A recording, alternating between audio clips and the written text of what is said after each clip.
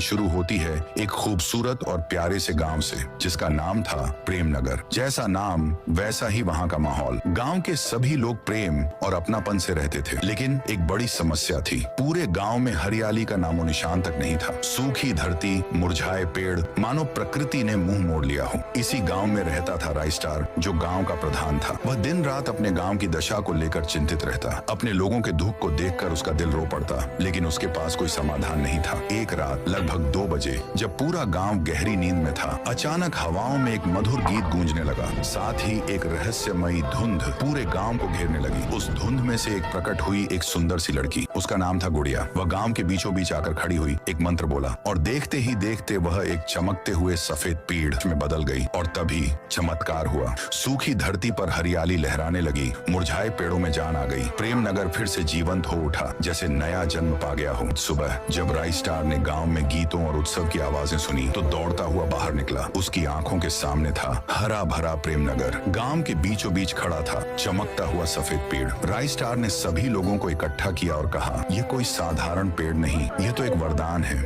आज से हम इसकी पूजा करेंगे। उसी रात सभी लोग दीप जलाकर उस पेड़ की पूजा करने लगे। लेकिन हर रोशनी की अपनी एक परछाई होती है। प्रेमनगर के पास ही था एक दूसरा गांव, सहुर नगर। वहां रहता था एक लालची और चालाक व्यक्ति, टुंग टुंग सहुर। जब उसे प्रेमनगर के चमत्कार की खबर मिली, तो उसके मन में जलन पैदा हो गई। उसी रात वह चुपचाप प्रेमनगर आया और सफेद पेड़ को चुराकर अपनी गाड़ी में लादकर सहुर नगर ले गया। जैसे ही पेड़ प्रेमनगर से गया, फिर से वहां सूखापन और उदासी छा गई और सहुर नगर में हरियाली और समृद्धि आने लगी। राइस्टार समझ गया कि यह चोरी हुई है। उसने निश्चय किया, इस बार प्रेमनगर अपना हक लेकर रहेगा। दोनों गांवों के बीच बैठक बुलाई गई। राइस्टार ने कहा, वह सफेद पेड़ हमारा है, उसी ने हमें जीवन दिया, हमें वह वापस चाहिए। टुंग टुंग सहुर बोला, अगर मैंने वह पेड़ लौटा दिया तो मेरे लोग भूख से मर जाएंगे। तभी एक बुजुर्ग खड़ा हुआ और बोला, तो फिर इसका फैसला युद्ध से हो, जो जीते वही पेड़ का हकदार। सबने सहमति जताई। सुबह एक बड़े मैदान में दोनों गांवों के लोग आमने सामने खड़े हुए। एक तरफ राइस्टार, दूसरी तरफ टुंग टुंग सहुर। युद्ध शुरू हुआ। चारों ओर कोहराम मच गया। लोग घायल होने लगे, कई जिंदगी खत्म हो गई। राइस्टार और टुंग टुंग तलवारें लेकर आमने सामने थे। तभी आकाश से वही सफेद पेड़ धरती पर गिरता है और उसमें से फिर से प्रकट होती है गुड़िया। वह जोर से कहती है, रुको, मैं तुम्हें एक नया रास्ता दिखाने आई हूँ। अगर तुम मुझे दोनों गांवों के बीच लगाओ तो मैं दोनों को हरियाली से भर दूंगी। दोनों प्रधान गुड़िया की बात मान लेते हैं। उस सफेद पेड़ को दोनों गांवों की सीमा पर लगाया जाता है। प्रेमनगर और सहुर नगर दोनों में हरियाली छा जाती